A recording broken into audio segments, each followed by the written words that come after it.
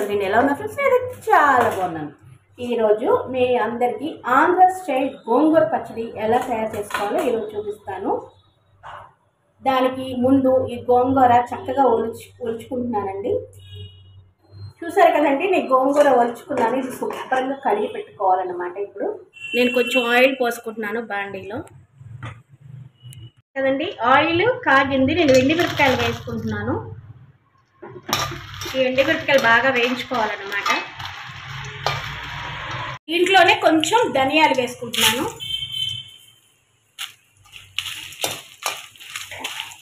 ఇలా పెట్టుకొని వేయించుకోవాలండి, మార్చకూడదు మిరపకాయలు. ఇది వేగిపోయిన ఒక ప్లేట్లో తీసుకుంటున్నాను.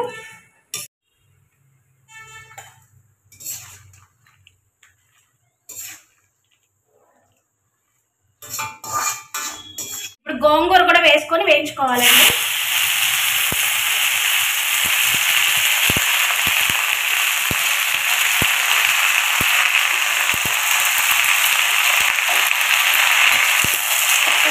నేను చక్కగా కడుపు నిండా తింటారనమాట అన్నము.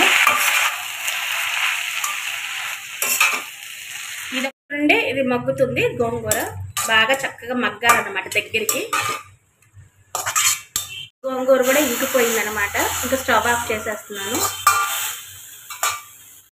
మన గోంగూర పచ్చడి మిక్సీలో వేయకుండా చక్కగా రోటీ పచ్చడి అంటే రోట్లోనే నూరుకోవాలండి. నూరుకుంటేనే ఏ పచ్చడి అయినా రుచిగా ఉంటుంది.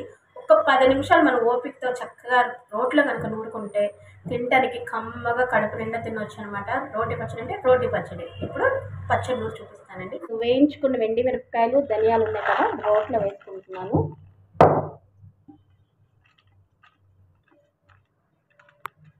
సరిపోయినంత కల్లుప్పు వేసుకుంటున్నానండి. పచ్చళ్ళలో కల్లుప్పు వేసుకొని నూరుకోవాలి, అప్పుడు రుచిగా ఉంటుంది. ఇప్పుడు నూరుకోవాలి, కొంచెం స్లోగా నూరుకోవాలండి, చింది పడకుండా. జీలకర్ర, వెల్లుల్లిపాయ రెబ్బలు వేసుకుంటున్నానండి.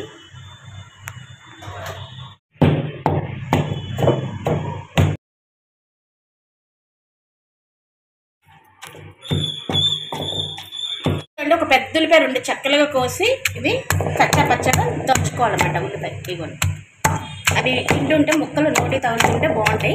కొంతమంది ఏం చేస్తారంటే అన్నం తినేటప్పుడు కూడా ఉల్లిపాయలు కోసుకొని తింటారండి. ఎవరిష్టం వాళ్ళది. ఇందులో వేస్తే కొంచెం బాగుంటుందని నేను వేస్తున్నాను. వేసుకుంటున్నానండి. నలిగిపోయింది. ఇందులో చింతపండు వేసుకోకూడదండి. గోంగూర పులుపు సరిపోతుంది మనకి. చింతపండు అసలు వేయకూడదు గోంగూర పచ్చడిలో. స్టవ్ వెలిగించుకున్నాను. పచ్చడి తాలింపు వేసుకుందాము.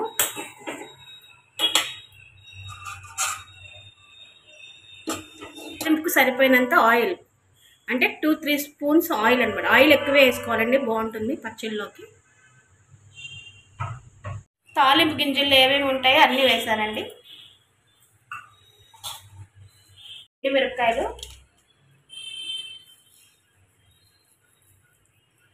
తాలింపులో కొంచెం ధనియాలు కూడా వేసుకుంటున్నానండి. ఇవి ధనియాలు ఎందుకు వేస్తున్నానంటే పచ్చడి మిరపకాయలు వేయించేటప్పుడు కొంచెం వేసుకున్నానండి. తాలింపులో వేసుకుంటే నోటికి తగులుతూ బాగుంటుంది, రుచిగా అనిపిస్తుంది అనమాట ఈ ధనియాలు అనేవి.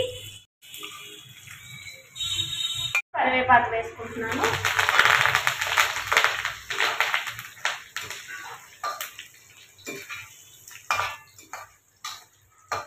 నేను పచ్చడి ఇందులో వేసుకుంటున్నాను. ఆహా, ఏమి స్మెల్ వస్తుందండి. మా అపార్ట్మెంట్ అంతా వచ్చేలా ఉన్నాం. అంత గుమ్మగుమ్మలు ఆడిపోతుంది గోంగూర పచ్చడి.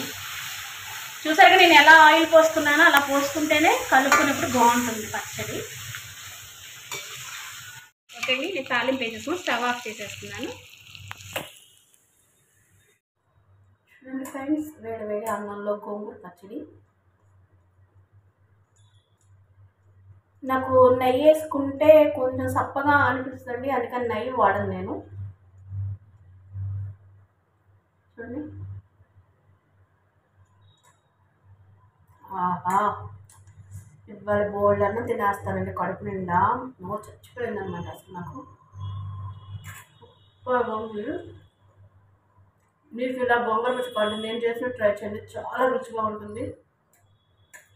Okay friends, bye.